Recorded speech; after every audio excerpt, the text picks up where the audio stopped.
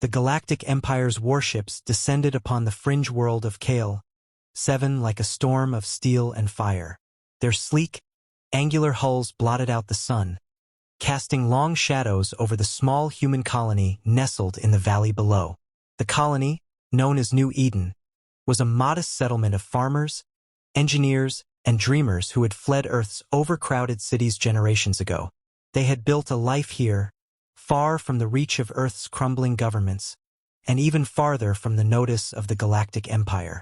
Until now, the Empire's soldiers marched through the colony's streets with mechanical precision, their black armor gleaming under the artificial light of their hovering drones. They moved with the confidence of conquerors, their plasma rifles held at the ready. The colonists watched in silence, their faces pale with fear. They had heard stories of the Empire's ruthlessness, of entire worlds reduced to ash for daring to resist. But New Eden had never resisted. They had never even been noticed.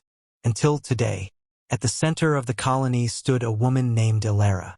She was tall and lean, with sharp features and eyes that seemed to pierce through the shadows.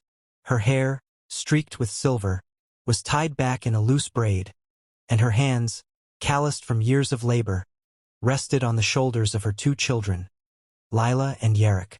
The twins, no more than 10 years old, clung to their mother, their wide eyes fixed on the soldiers. Elara's voice was low but steady as she addressed the Imperial officer who stepped forward. "What do you want with us? We're no threat to your empire." The officer, a man with a face as cold and unyielding as his armor, regarded her with disdain. "Your colony harbors dissidents, traitors to the Galactic Empire. You will hand them over, or you will suffer the consequences." Elara's jaw tightened. "There are no dissidents here. We're just farmers. We want no part of your wars." The officer's lip curled into a sneer. "Your defiance proves otherwise. You have 1 hour to comply. If the traitors are not delivered to us, we will purge this colony." As the soldiers retreated to their ships, the colonists erupted into panic. Voices rose in protest, in fear, in desperation. Elara remained silent, her mind racing. She knew the Empire's reputation. They would not hesitate to kill every man, woman, and child in New Eden if it suited their purposes. And they would do it without a second thought. She knelt before her children, her hands cupping their faces. "Listen to me," she said, her voice firm but gentle. "You need to hide. Go to the old bunker in the hills and wait for me there. Do not come out no matter what you hear. Do you understand?" Lila nodded, her lower lip trembling. Yarrick, ever the brave one, squared his shoulders and said, "We'll be okay, Mama. We'll wait for you." Elara kissed their foreheads and watched as they slipped away into the shadows. Her heart ached with a fear she had not felt in years, but she pushed it aside. There was no time for fear. Not now. The hour passed too quickly. The soldiers returned, their rifles raised, their drones scanning the colony for any sign of resistance. The officer stepped forward once more, his voice booming through the streets. "Your time is up. Where are the traitors?" Elara stepped forward, her hands raised in a gesture of peace. "There are no traitors here. Please, leave us in peace." The officer's eyes narrowed. "You were warned." He raised his hand, and the soldiers opened fire. The colony erupted into chaos. Plasma bolts tore through homes and streets, reducing them to rubble. The colonists screamed and ran, but there was nowhere to go. Elara moved through the carnage like a shadow, her instincts honed by years of survival. She reached the edge of the colony and turned back, her heart breaking as she watched her home burn. But it was the sound of children's screams that stopped her in her tracks.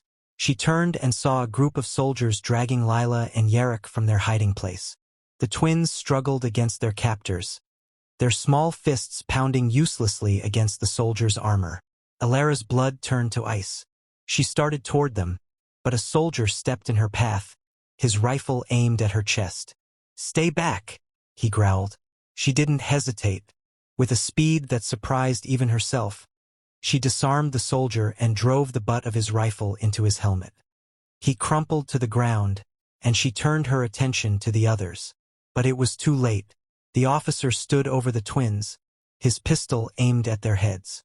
"This is what happens to those who defy the Empire," he said, his voice cold and devoid of emotion.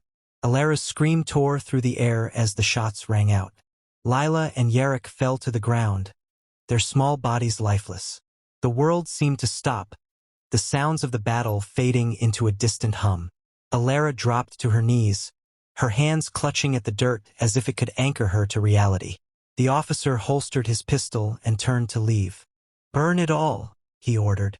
The soldiers obeyed, their flamethrowers reducing the colony to ash. Alara watched, her grief giving way to a rage so deep it burned like a star in her chest.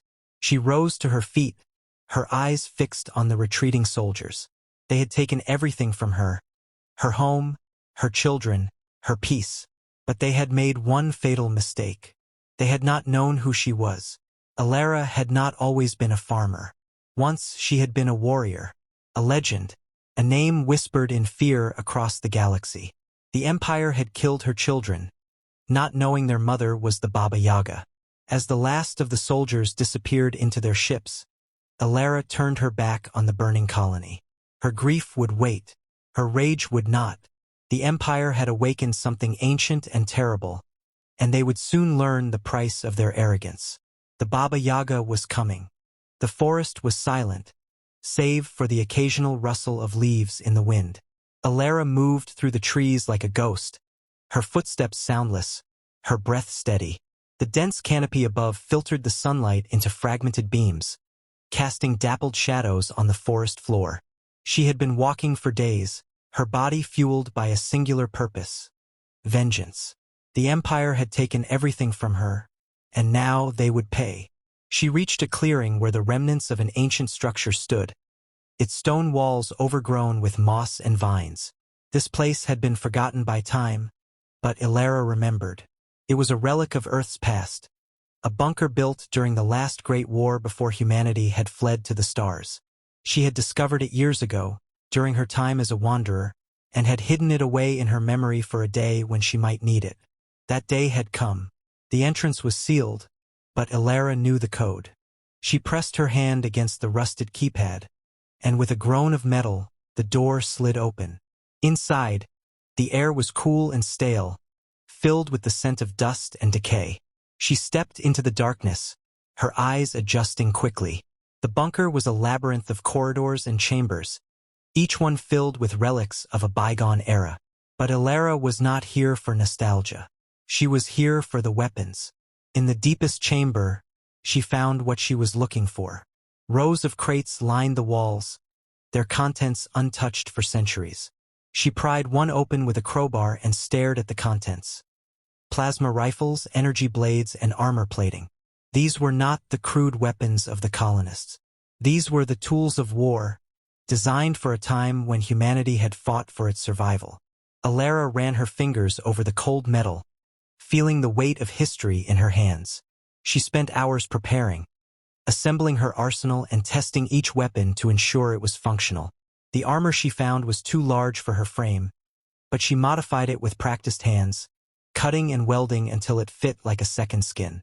When she was done, she stood before a cracked mirror, her reflection staring back at her with cold, determined eyes. The armor was black and angular, its surface etched with faint runes that glowed faintly in the dim light.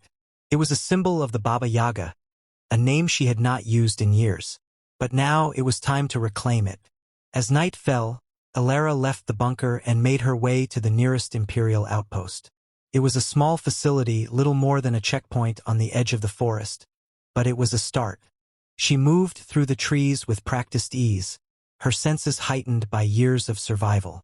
The outpost was lightly guarded, its soldiers complacent in their belief that no one would dare attack them. They were wrong. Alara approached from the shadows, her movements silent and deliberate. She dispatched the first guard with a single strike, her energy blade cutting through his armor like paper. The second guard barely had time to raise his rifle before she was on him, her plasma pistol firing a single shot that left a smoking hole in his chest. The outpost's alarms blared, but it was too late. Alara was already inside, The soldiers inside were unprepared for the storm that descended upon them. Alara moved through the corridors like a force of nature, her weapons cutting through the enemy with brutal efficiency. She was a blur of motion, her armor deflecting their shots as she struck with precision and speed. The outpost's commander tried to rally his men, but they were no match for her. Within minutes, the facility was silent, its halls littered with the bodies of the fallen. Alara stood in the control room, her breathing steady despite the exertion. She activated the outpost's communication array and sent a single message to the Empire's regional command. "You took my children. Now I will take everything from you. The Baba Yaga is coming." The message was brief, but its impact was immediate. Within hours, the Empire's forces were on high alert, their commanders scrambling to respond to the threat. They had no idea who the Baba Yaga was, but they would soon learn. Alara left the outpost as silently as she had arrived, her armor stained with the blood of her enemies. She disappeared into the forest, her mind already planning her next move. The Empire had underestimated her once. They would not make that mistake again. As she walked, she felt a strange sense of calm. The rage that had consumed her since the death of her children was still there, burning like a fire in her chest, but it was tempered now, focused. She was no longer just a grieving mother. She was the Baba Yaga, a force of vengeance that would not rest until the Empire was brought to its knees. The forest gave way to open plains, and in the distance, she could see the lights of another Imperial facility. This one was larger, more heavily fortified. It would be a greater challenge, but Alara welcomed it. She had only just begun, and the Empire had no idea what was coming. As she approached the facility, she activated her armor's cloaking device, her form shimmering and then disappearing from sight. The soldiers on the walls scanned the horizon, their rifles at the ready, but they saw nothing. They would not see her until it was too late. Alara moved closer, her heart steady, her mind clear. The Empire had killed her children, not knowing their mother was the Baba Yaga. Now they would learn the price of their arrogance, and she would make sure they never forgot.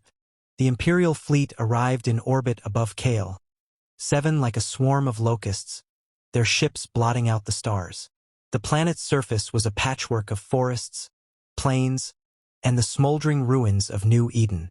The Empire had come in force, determined to crush the threat of the Baba Yaga once and for all. They had mobilized a fleet of warships, each one bristling with weapons and filled with soldiers eager to prove their loyalty to the Emperor. They expected a quick victory. They were wrong. Alara stood on a hill overlooking the ruins of her colony, her armor gleaming in the pale light of the planet's moon. She had spent weeks preparing for this moment, gathering allies and resources from the scattered remnants of humanity's colonies. They were a ragtag group, farmers, engineers, and former soldiers, but they were united by a common purpose. They had all lost something to the Empire, and now they were ready to fight back. She turned to the small group of leaders gathered around her. "This is it," she said, her voice steady and commanding. "The Empire thinks they can crush us, but they don't know who they're dealing with. We're not just fighting for ourselves. We're fighting for our children, our homes, our future. Today, we show the Empire what happens when they push us too far." The leaders nodded, their faces grim but determined. They had all heard the stories of the Baba Yaga, of her vengeance and her power. They had seen what she could do, and they believed in her. They would follow her to the end. As the first wave of Imperial dropships descended from the sky, Alara gave the order to move out. Her forces scattered, taking up positions in the ruins and the surrounding forest. They were outnumbered and outgunned, but they had the advantage of terrain and surprise. And they had the Baba Yaga. The battle began with a deafening roar as the Imperial forces landed and advanced on the colony. They moved with the confidence of conquerors, their armor gleaming and their weapons ready. But as they entered the ruins, they were met with a hail of plasma fire and explosives. Alara's forces struck from the shadows, their attacks precise and coordinated. The Empire's soldiers faltered, their ranks breaking under the onslaught. Alara moved through the chaos like a shadow, her armor deflecting shots and her weapons cutting through the enemy with brutal efficiency. She was a whirlwind of death, her every movement calculated and precise. The soldiers who faced her fell quickly, their bodies littering the ground. But she was not just a warrior. She was a symbol, a beacon of hope for her people. And the Empire knew it. The Imperial commander, a man named General Varric, watched the battle from the safety of his command ship. He had been confident in his victory, but now he was beginning to doubt. The reports coming in from the surface were troubling. His forces were being decimated, and the enemy was fighting with a ferocity he had never seen before. And then there was the Baba Yaga. He had heard the stories, of course. The Empire's propaganda machine had dismissed them as exaggerations, the ramblings of desperate rebels. But now, as he watched the footage from the battlefield, he began to wonder. The woman in black armor moved like a force of nature, her every action calculated and deadly. She was more than a soldier. She was a legend. Varric clenched his fists, his frustration boiling over. "Send in the reinforcements," he barked at his subordinates. "I want her head on a platter." The reinforcements arrived in a second wave of dropships, their numbers overwhelming. But Alara was ready. She had anticipated this move and had prepared accordingly. As the dropships landed, they were met with a barrage of explosives and plasma fire. The forest erupted in flames, the heat and smoke disorienting the enemy. Alara's forces pressed the attack, their morale bolstered by her presence. The battle raged for hours, the tide shifting back and forth as both sides fought with everything they had. But as the sun began to set, it became clear that the Empire was losing. Their forces were in disarray, their commanders struggling to maintain control. And the Baba Yaga was everywhere, her presence felt in every corner of the battlefield. Finally, Alara confronted General Varric in the heart of the ruins. He was surrounded by his elite guard, their weapons trained on her as she approached. But she was unafraid. She had faced worse odds and emerged victorious. Varric sneered at her, his confidence wavering. "You think you've won? You're just one woman. The Empire will crush you." Alara's voice was cold and steady. "I am not just one woman. I am the Baba Yaga, and you will never forget my name." With that, she attacked. Her movements were a blur, her weapons cutting through the guards with ease. Varric tried to fight back, but he was no match for her. She disarmed him with a single strike and drove her blade through his chest. He fell to the ground, his eyes wide with shock and fear. As the last of the Imperial forces retreated, Alara stood amidst the ruins, her armor battered but unbroken. Her people gathered around her, their faces filled with awe and gratitude. They had won, but the war was far from over. Alara looked up at the sky, where the remnants of the Imperial fleet were retreating into the stars. She knew they would be back with more ships and more soldiers. But she was ready. The Empire had killed her children, not knowing their mother was the Baba Yaga. Now they would learn the price of their arrogance. As the sun set on the battlefield, Alara turned to her people. "This is just the beginning," she said, her voice filled with determination. "The Empire will come for us again, but we will be ready. We will fight not just for ourselves, but for all those who have suffered under their rule. The Baba Yaga is not just a name, it is a promise, and I will not rest until that promise is fulfilled." Her words echoed through the ruins, a rallying cry for all who heard them. The Empire had awakened something ancient and terrible, and they would soon learn the price of their arrogance. The Baba Yaga was coming, and nothing would stand in her way.